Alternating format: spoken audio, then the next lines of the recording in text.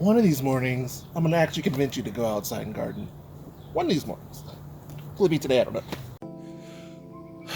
I'm running out of space. Running out of room. So I have a space right here.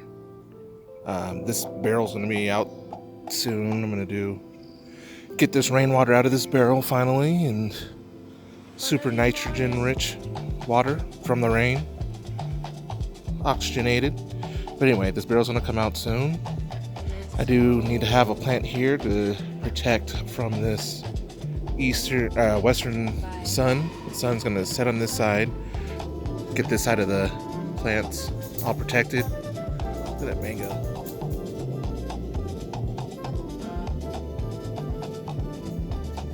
Looks like I'm also going to have mango this year. Guava's going to be protected right there. This fool could take everything, so it's going to be right there. Or, running out of so much space. Citrus row, that's going to be filled out. I mean, I could put it over there in a pot. But what I think I'm going to do is I'm going to scratch test this guy. Artichoke's growing out of control. Is that a sunflower already growing? I think that's going to be a sunflower right here. This guy. I'm going to scratch test this. I don't think it survived the winter. We had a warm winter. Maybe it just wasn't big enough. This is the Barbados cherry. So let's see how this one looks.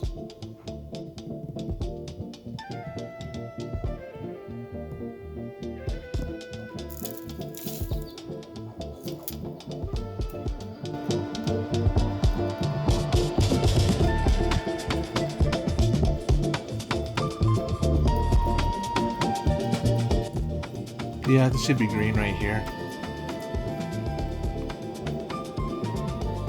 Right here.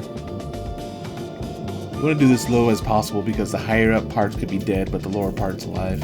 Yeah, we're dead. See, if you do a scratch test, this should turn green. Because the cambium layer, the bit that sends all of the nutrients throughout the tree, should be green and healthy. We are brown. So this tree is no longer with us. That scratch test right here as well. Brown, so it sucks. So I think I'm gonna have to put these in a pot and see how that goes. It's funny because this guy, they should be able to handle our zone, and we had a really warm summer, so it's what it is. So we'll get another one and we'll put it in the pot and we'll put it in the tropical area. But this one's gonna come out, fig will come in. I'll be able to give some protection to these artichokes and fill out this area. So this is what we're working with.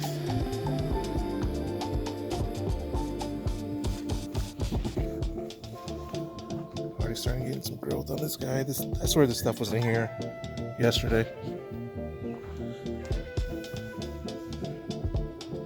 Rendezvous Bordeaux. A really popular one.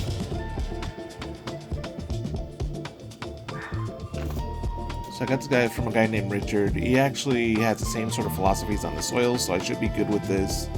I'm going to take this out of this pot, get everything out of the top, and get it planted. Super healthy looking tree. His name is Richard. He's on Facebook Marketplace. See if I can get a link for him in the description, but he has so many figs. He specializes in figs, and I think this is going to do great here. I can't believe I didn't get into figs earlier. Like, you could kind of get figs in all sorts of shapes and sizes. Like, so you want blueberries, there's figs that could potentially taste like blueberries. You want peaches, some figs that can taste like peaches. Like, these are such a special plant, and they go back so far. Like, in the times of like Egyptians and Romans, they have them on their walls in those drawings on the walls, hieroglyphics and things like that. So these are like ancient plants, and they do well in our zone allegedly. We're gonna see though. There's honey figs, there's fruit tasting figs, there's so many options. let's get started.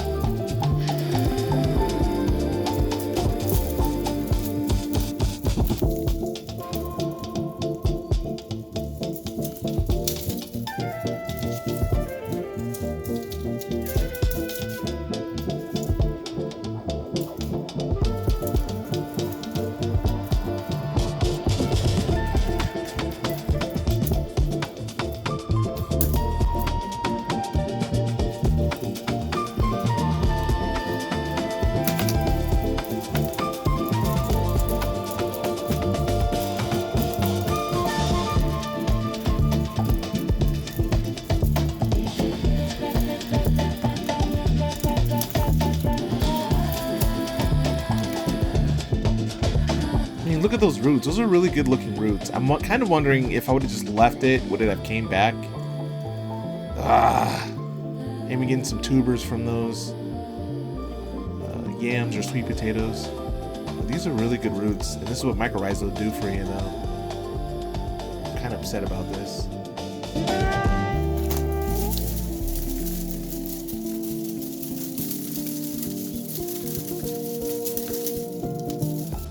Generally, if something's dead, the root's going to look black.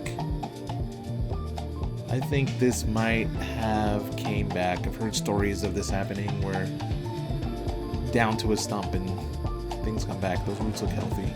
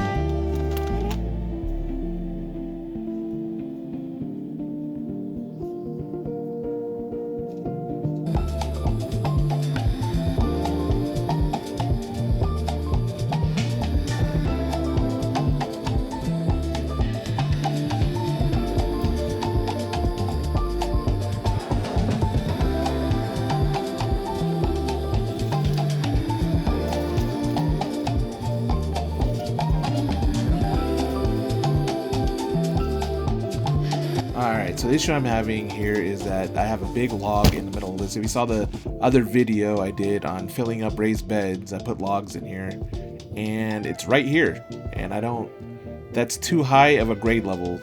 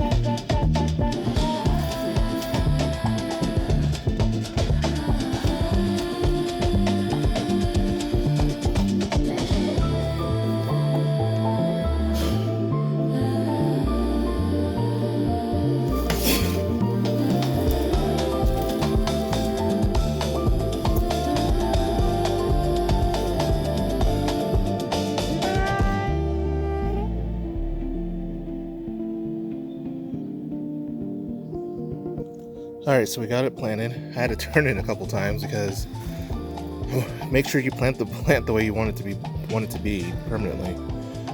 Artichokes, sun's gonna be hitting it from this side. I want to give some protection if that whole side's artichokes growing in with this fig. So I had that going over that way. Those grapes are gonna come over and try to grab on to everything, so it made sense to do it this way so I can get some protection. Once you do it though, once things start growing, you can't really go back, so you got to do it right the first time. So let's get this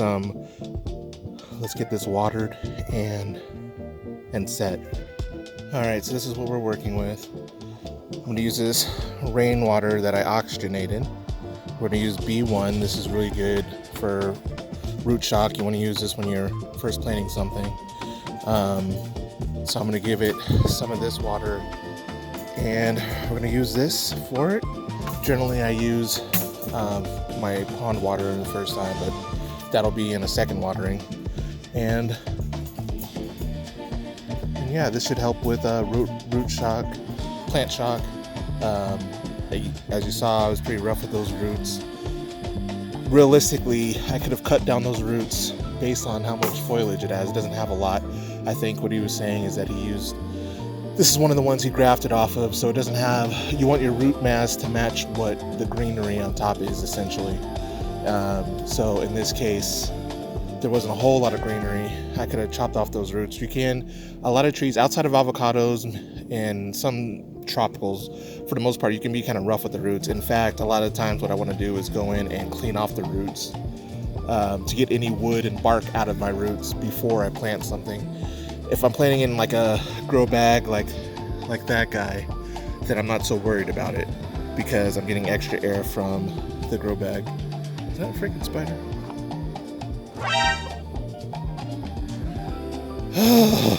So many bugs. But generally, like, you get your roots, you spray it down with the hose so it's just completely exposed roots, and most of the time things aren't going to get shocked by that even. So realistically, you can be, I wouldn't say rough, but specific with roots, and you should be, to get anything off of it.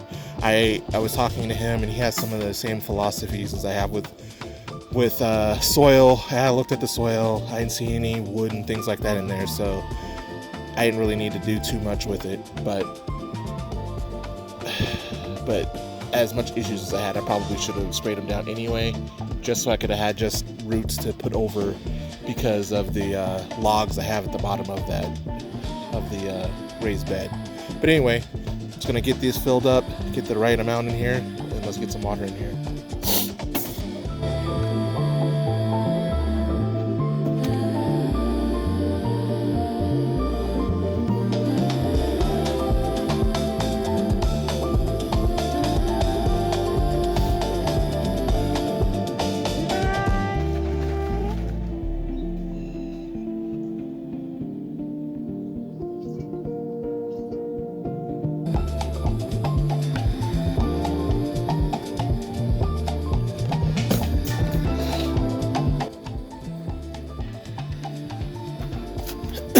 And really, it's just simple, right? I got all these pots.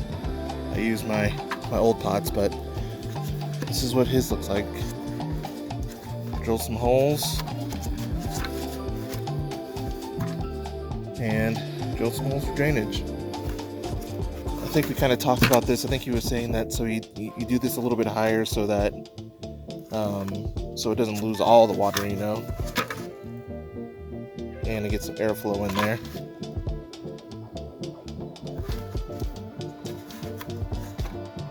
The thing with buckets, like these become brittle unless they're really great. Like these could be out in the sun and they'll survive.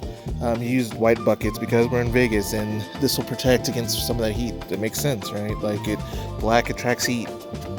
This kind of reflects it. So when he has all those pots out there like that, it makes sense.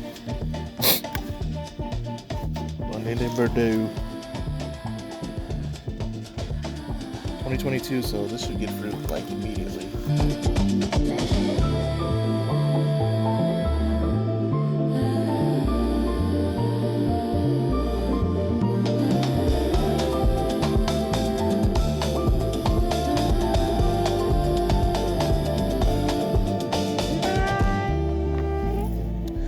Alright, so let me talk about this real quick. So, got my drip irrigation in.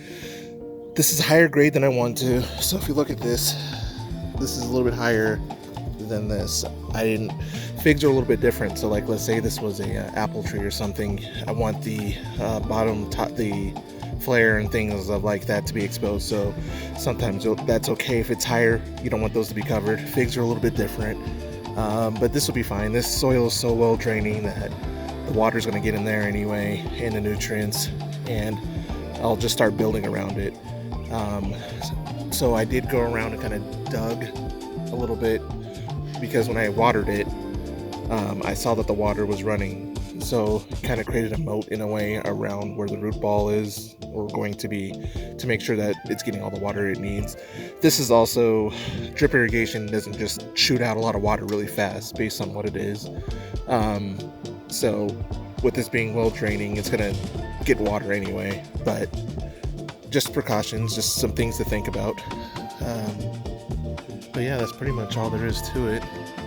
Get some growth, get these guys a little bit protected. I already have new growth here. You can see where it's propagating, and generally it's just like avocados and tropical trees. You cut it, add a node, and then you'll get sideways growth. Same concepts.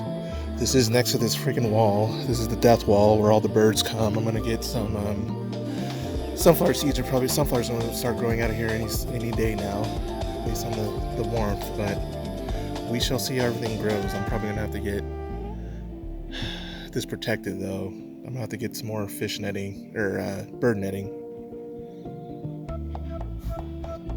But that's all for this one.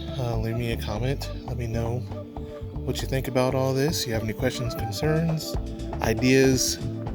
It's not just like I know everything, so I'm always open to new ideas. I take ideas from like Gary and like all these sages, and I build upon them. So let me know.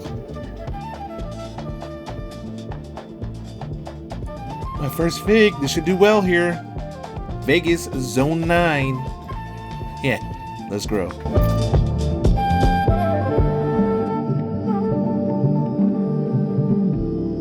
One of these mornings,